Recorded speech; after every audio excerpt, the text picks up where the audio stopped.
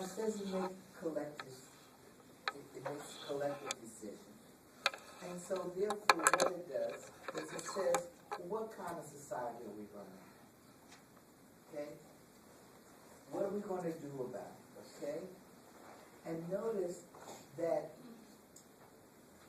this is what, when we look at an election, this is what the election is talking about. What kind of society do we want to have? Okay? One group says we should have this kind of society, we should have these people not paying taxes or paying taxes, whatever it's going to do. The other group says no, we should do so and so and so and so. One group says yes, we should have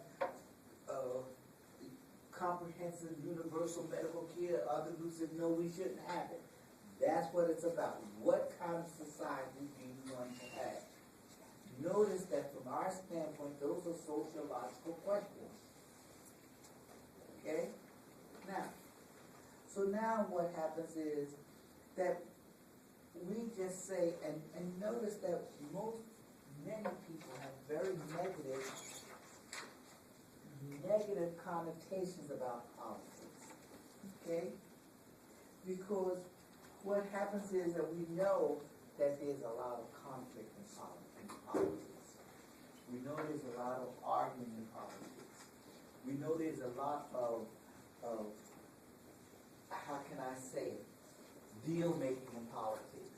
There's a lot of look out for number one in politics. We have all of those kinds of things operating in politics. Okay? That's what they do. Okay? Now, and we have done that from the inception of this country.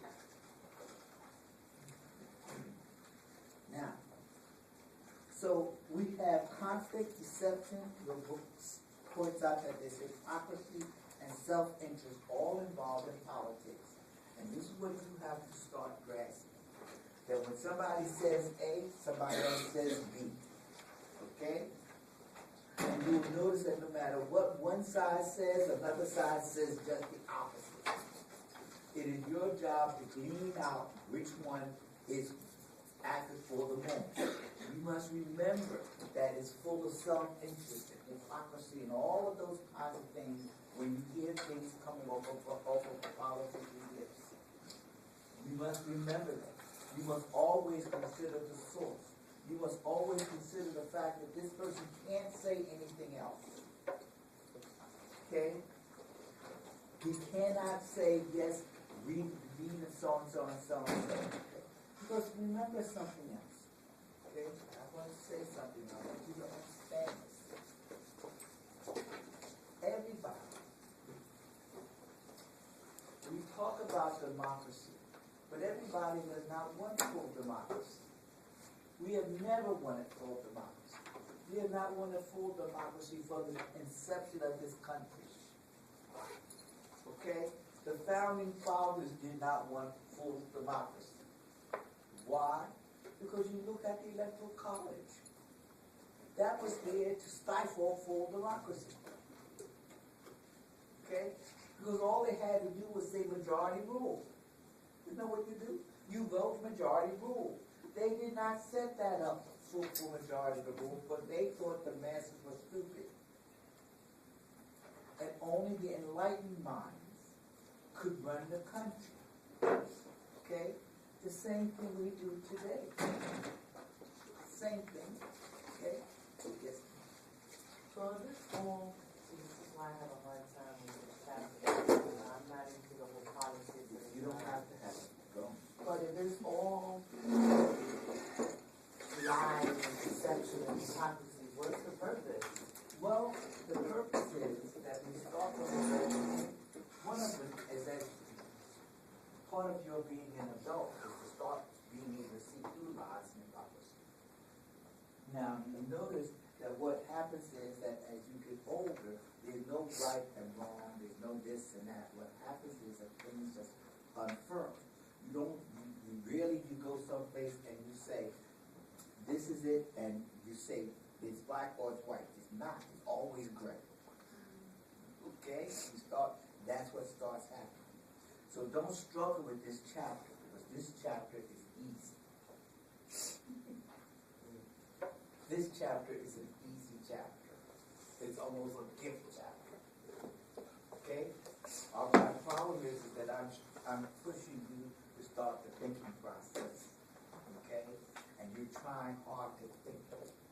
But the part that you just memorize, it just comes second nature. Okay? Now, but remember again, okay, we're talking about politics at its worst, because that's the same way people are. These are people that run your government. And you know that you know people who are treacherous and deceitful. And they're full of hypocrisy. And you see people in the churches the same way. That's the way people are. And so we can't expect our political institution to be much worse or any better than the people that are in it. Okay? Yes, ma'am. So now if you get an honest person who is really out to quote unquote save the world and do the right thing, do they become corrupted being in that environment? I don't think so. Here's what I do believe, okay? Because Woody Allen said something that I really can't stand to hear people say he's brilliant. But he says things like, money makes good people better and bad people worse. There's a lot of truth to that. You'll see that some people are filthy rich and they're just as kind as they can be. Okay? And other people are filthy rich and they don't have enough. You understand? And some people, they could be someplace and they're not going to get worse. And what happens very often is that when you see people who try to do the good all the time, is somebody else saying they're being stupid. I once heard somebody say when Mr. Nixon was president, and there was countries that needed some food, and he had a surplus of food, and somebody suggested that we should give the food to these countries. Okay? And somebody says, is that not stupid? You don't give away food just because people are hungry. You give them food for political reasons. But not hungry is not one of them. Okay? And you see this. This is the way governments operate. Okay? And you see that governments, like everyone else, goes about serving their self-interest. Governments do that. All under the guise that they're doing what's best for you. Okay? Now, I'm not just saying that this government does that or anything like that. That's what governments do. Okay? Now, but at the same time, notice that the governments do a lot of benefits for people. Okay? Because you see that like the person said, look, I want to open up a store or a factory someplace. Well, people have to be able to get to your factory. People have to be able to work in safety in your factory. You need all of these kinds of things that will enable your factory to grow. Your regulations are things that are put in place to save you. Okay? Because if not, some other company will come along and try to squeeze you out. They do all of these kinds of things. So even though we might complain about government in a lot of respects, everybody that starts something basically says that the government does a lot of good. Because that's what the government is here for, to promote the general welfare. Remember that? And your government protects you, okay? From people who decided they want to bomb your World Trade Center or something, okay? What happens? The government comes up with a response just to protect the people, okay?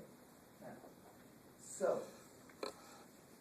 when you turn around and you look at people who make food, what do people do that should make food? All they want to do is make money.